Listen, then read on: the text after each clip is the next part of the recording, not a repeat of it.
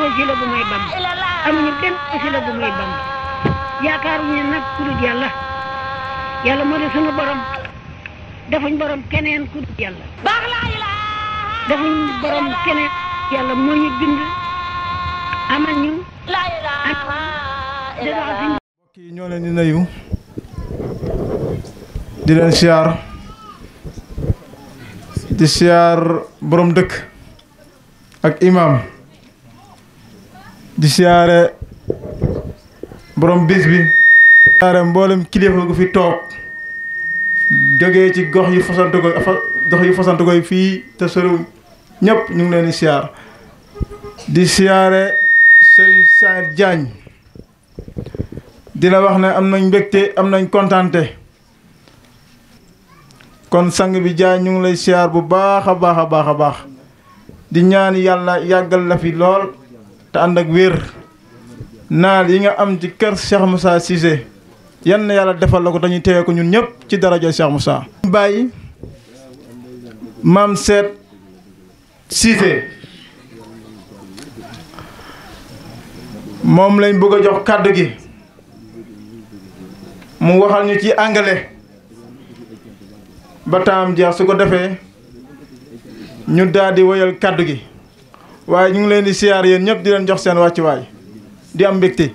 musal na ma ba tàggoowuma ak samay waajur tàggoowuma ak samay mbokk te la ma bëggoon am naa ko loolu defe naa ne lu am njëriñ la damay wax toujours nag ma ne Cheikh Moussa léegi dootul lu Saalum defe naa Saalum doyal nañ ci amul ruq booy dugg te fi ne nii duñ la wax Cheikh Moussa xam nañ ko léegi waaye nag dafa fekk ne jamono dafa développé ba nga xamante ne léegi lii ñuy wax ni fi ne nii mën nañ ko jot li léegi Amérique mën nañ ko jot li Angleterre mën nañ ko jot li France mën nañ ko jot li Afrique du Sud ndax xarala yu bees yi nga xamante ni ñu ngi koy jëfandikoo yegg nañ fu nekk ci jamono ji ngay wax en temps réel li ngay wax mën na dem fu nekk kon ñun dama yaakaar ne dañ ci war a profité pour wane njàngaleem Cheikh Moussa Cissé ndax diaspora soxla na ko dootul rek loo xam ne ni waa Sénégal ñoo ko moom kon gannaaw loolu maa ngi leen sant yéen ñëpp di leen gërëm ma bëggeen ci barke li tuuti rek ndax yàlla daf ma nattoo ma jàng nasaraan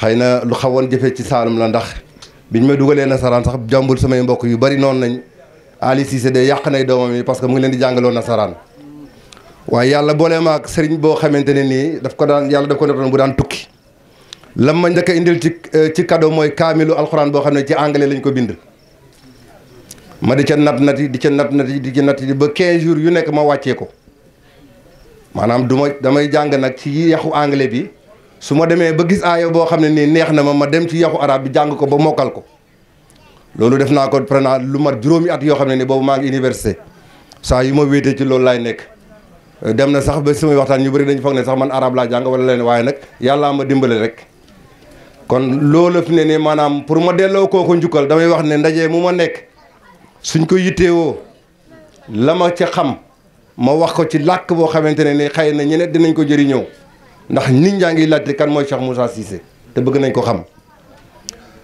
In the name of Allah, the beneficent, the merciful, praise be to Allah, the most merciful, the most patient, the omnipotent. I would like here today to tell you about Cheikh Moussa Cissé, the great Njame Borom Daaru. But first of all, I would like to thank God, the Almighty, to thank the Prophet Muhammad, peace be upon him, to thank Sheikh Ahmed Bamba, who was the one who guided our spiritual leader, Cheikh Moussa Cissé, in the right way. So as today, Cheikh Moussa is known everywhere in the world. Cheikh Moussa's teaching is based on the Shahada La ilaha illallah. Cheikh Moussa was born in Daru from Mame Cissé, his father, who was a disciple of Cheikh Ahmed Bamba. Mame Cissé met Cheikh Ahmed Bamba far away in Mauritania, where he gave himself to Cheikh Ahmed Bamba in order to receive the guidance. When Mame returned, he was blessed by Cheikh Ahmed Bamba, who told him Mor Kharaja, I have given you the spiritual guidance. You can go back to Salom and continue my teaching. When he came in Daru Mor Kharaja, he brought a son, and this son was given to him by Cheikh Ahmed Bamba. He told him, wherever you go in Senegal, put this son there, it's like Touba.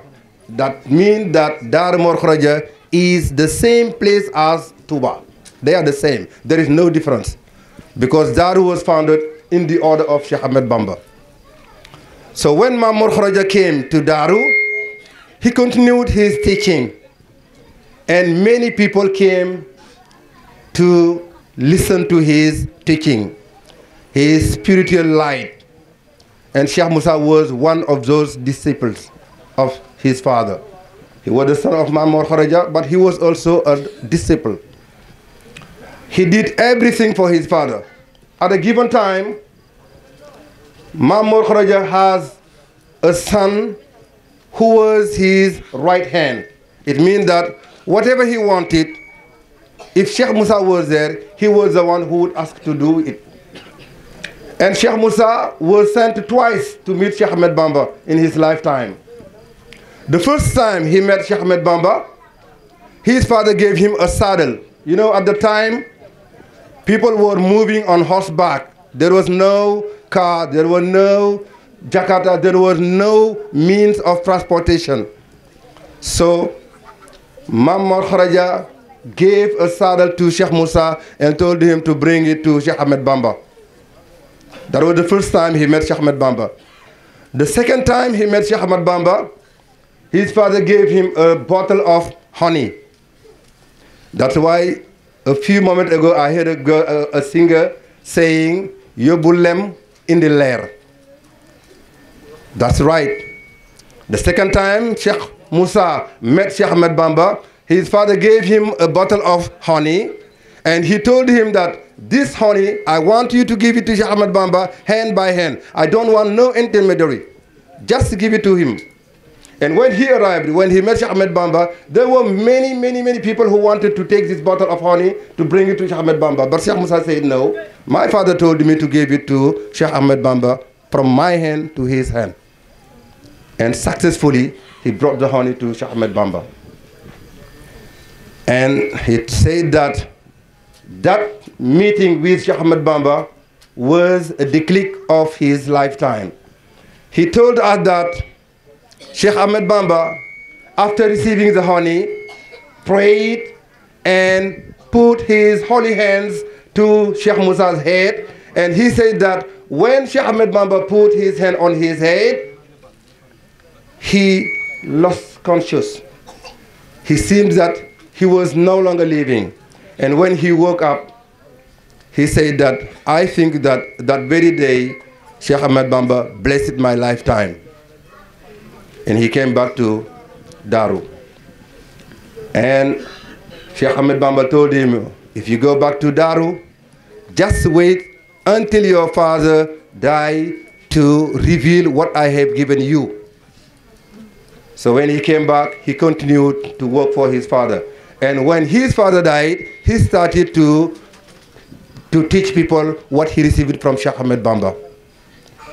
And before that time, many people in Salom respected Cheikh Musa. They know that he was a great man. Everybody respected Cheikh Musa because they know that he is a man of knowledge, he is a man of courage, and he is a right man, a faithful man, a devoted man. But when he started calling people, saying, I am blessed with the meaning of La ilaha illallah, just meet me and I will give you what I know and you will work for yourself. I don't promise anybody paradise. If you want paradise, just come to me and I will teach you what I have been taught and you will work for yourself, I will work myself. Because when we go in the hereafter, I need my worship. You also need your worship. And my worship, I won't give it to any of you. Even though I can take your worship, I will take it and put it together with my own worship. So, people started to say, no, this is not possible. Cheikh Musa cannot be a prophet. Of course, I myself, I can say that Cheikh Musa is a prophet. So what is a prophet? A prophet is only somebody who is blessed with a message from God and who is trying to vehiculate this message. And that was the right thing Cheikh Moussa was doing. He received the blessing and he continued this blessing. I say that Cheikh Moussa is the past, he is the present, and he is the future. Why? Because the world started with La ilaha illallah, the world is continuing with La ilaha illallah, and the world will continue with La ilaha illallah. And La ilaha illallah was the only word taught by Cheikh Moussa. So we can say that Cheikh Moussa is the past, he the present, and he the future. That's why we are here today to celebrate La ilaha illallah with our spiritual guide Cheikh Diagne. And we thank him a lot. We cannot thank him enough because he made us what we are today. We would like to continue, but I know that this program is a very long program and people are very tired. We have been here since this morning. So I think that I'm going to stop here and I will pray the Almighty to bless all of you. May Allah give us the opportunity to meet here again next year. And before we come here next year, I pray Allah to make us profit of all that is good in our life. I thank you very much. And I tell you goodbye and see you next time. Thank you very much. amuñu benn wasila bu may bam amuñu benn wasila bu may bam yaakaaruñu nag ku dul yàlla yàlla moo di sunu borom defuñ borom keneen ku dul yàlla defuñ borom keneen yàlla moo ñu bind amal ñu